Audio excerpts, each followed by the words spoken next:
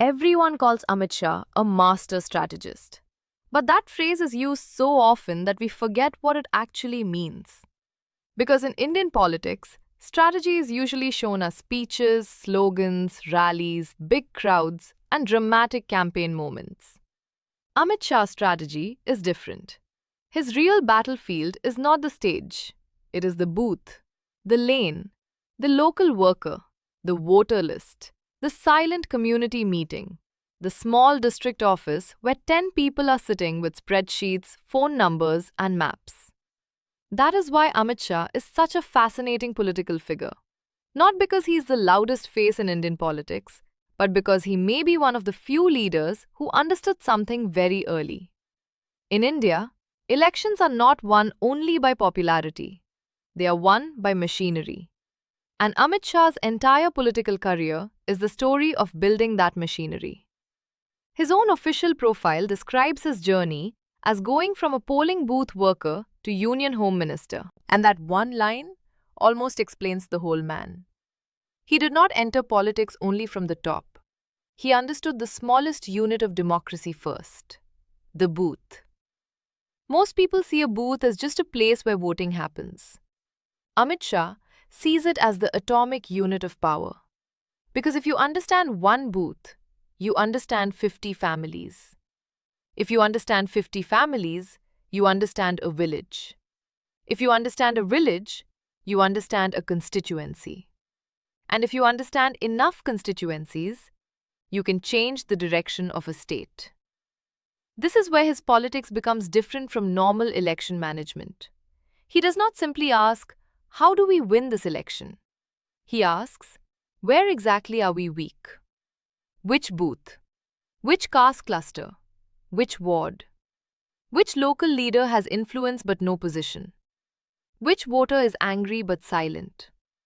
Which party worker is active only on WhatsApp? And which one can actually bring people out on polling day? That is the Amit Shah method. It is not magic. It is measurement. And that is why many opponents find him difficult to read. Because by the time a campaign looks visible to the public, the real work may have already been going on for years. This is what happened in many states where BJP was once weak. The party did not enter those states like a tourist. It entered like a long-term investor. It built local leadership. It absorbed smaller political forces. It identified social groups that felt ignored. It created narratives that connected national politics with local emotion. And slowly, a party that once looked like an outsider began to look like the main alternative. Bengal is the clearest example of this long game. For decades, Bengal had a political culture that was very different from BJP's traditional strongholds. First, the left dominated the state. Then Mamata Banerjee and the Trinamool Congress became the central force. For a long time, BJP was not seen as the natural party of Bengal. But Amit Shah's style was never about accepting old political limits. The BJP kept entering the state booth by booth, district by district, election by election. It did not win Bengal overnight. It first became visible. Then it became the opposition. Then it became unavoidable. And finally, in 2026, Bengal became the headline. But the deeper story is not just one result. The deeper story is that Amit Shah's politics is built on the belief that no state is permanently closed. No seat is permanently lost. No voter is permanently unreachable. That belief makes his strategy extremely patient and extremely aggressive. He plays politics like chess. But Indian elections are not chess. They are more chaotic. They are emotional, local, unpredictable, and noisy. So Amit Shah's genius is not that he removes chaos. His genius is that he creates a system that can operate inside chaos.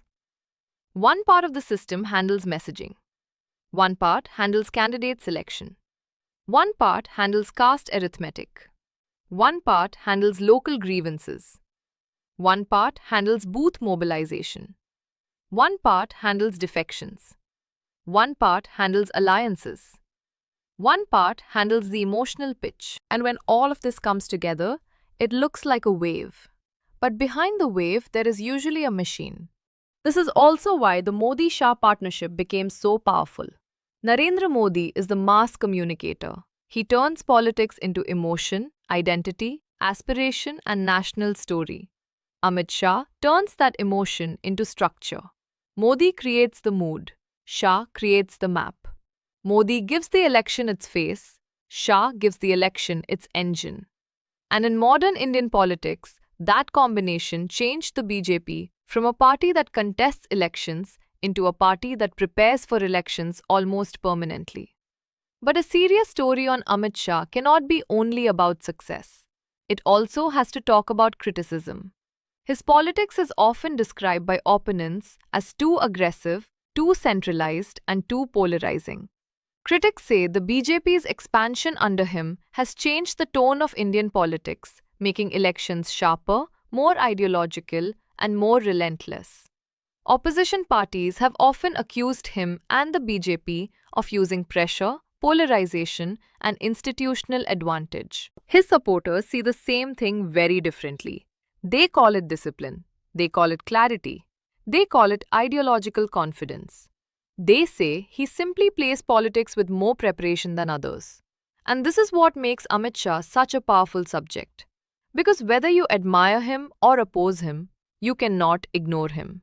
He has changed the grammar of Indian elections. Earlier, many parties believed a popular leader, a few strong candidates, and a good campaign could win an election. Amit Shah showed that the real question is different. Do you have workers at every booth? Do you know your weak seats 2 years before voting? Do you have a message for every region? Can you turn anger into turnout? Can you turn sympathy into organization? Can you turn one election defeat into preparation for the next election? That last point is important because Amit Shah's politics is not only about winning, it is also about losing usefully. A normal party loses and becomes defensive.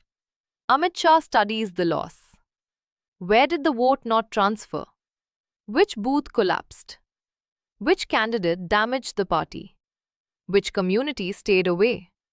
Which promise did not land? Which local leader secretly worked against the campaign?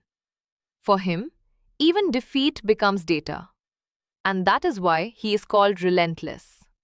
He does not treat elections as events. He treats them as a continuous process. There is no real off season. There is only preparation season. This is the uncomfortable lesson Amit Shah has given Indian politics. In a democracy as huge as India, emotion matters, charisma matters, identity matters, welfare matters, leadership matters. But organization may matter most. Because an idea without organization remains a speech. A leader without organization remains a personality. A wave without organization can disappear. But when an idea, a leader, a message, and a machine come together, politics changes. That is the Amit Shah story. Not just a man sitting in Delhi, not just a home minister, not just a party strategist, but the architect of a political machine that begins at the smallest place in Indian democracy, the polling booth. And maybe that is why his opponents fear him, his supporters trust him, and political analysts keep studying him. Because Amit Shah does not only ask who will vote, he asks who will make sure that vote reaches the booth. And in Indian politics, that may be the difference between a campaign and a conquest.